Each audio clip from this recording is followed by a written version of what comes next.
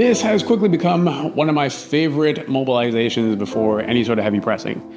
Now, all you need for this is a band and something to wrap around. So ideally some sort of post like this power rack or just something freestanding, because you do need to be able to anchor it around elbow level.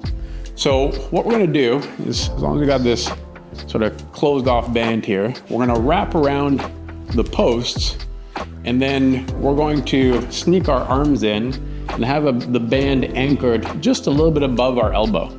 So once I got one hand in, I can get the other one in.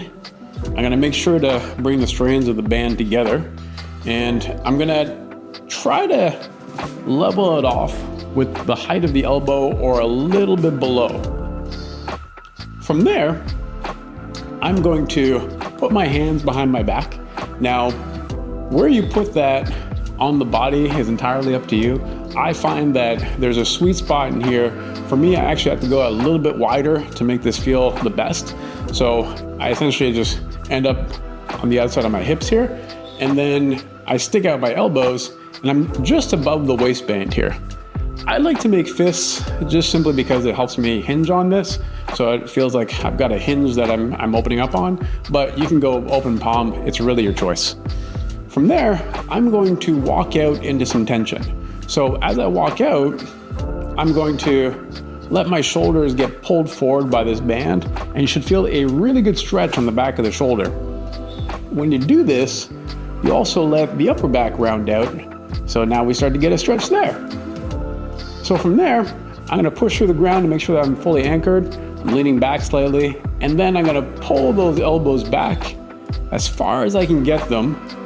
So in my case, I'm doing that fist action, keeping my shoulders down, pulling the elbows back as far as I can, and I get a really good contraction through my entire back, but especially up at the top of the shoulders and through my mid back. And then I just slowly let that out to that stretch position. So I'm gonna alternate between those positions, looking for a contraction, then looking for a stretch. Sometimes driving my chest out into it when I bring my elbows back helps me get more connection to that contraction. And I'm typically gonna aim for around 10 to 15 reps. But I check your assignment. On the last one, I'm gonna hold it. I'm really gonna look for that contraction. I might take a half step back to increase that tension, and then slowly let it out into a big stretch, leaning back slightly, and then I walk into the posts to release. So sometimes if you start to feel this through the front of the shoulder, you might be a little bit too close to the middle of the back with the hands. So in this position, even myself, I get some tension through the front of the shoulder. So going out a little bit wider on the body can help.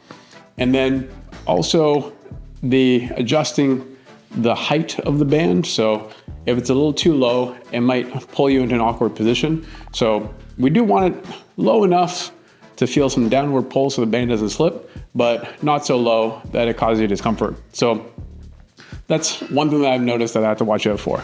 Now, when I hop out of this, what I should feel from that is like I ended up getting a really good stretch through the whole shoulders, but especially through the back of the shoulder here.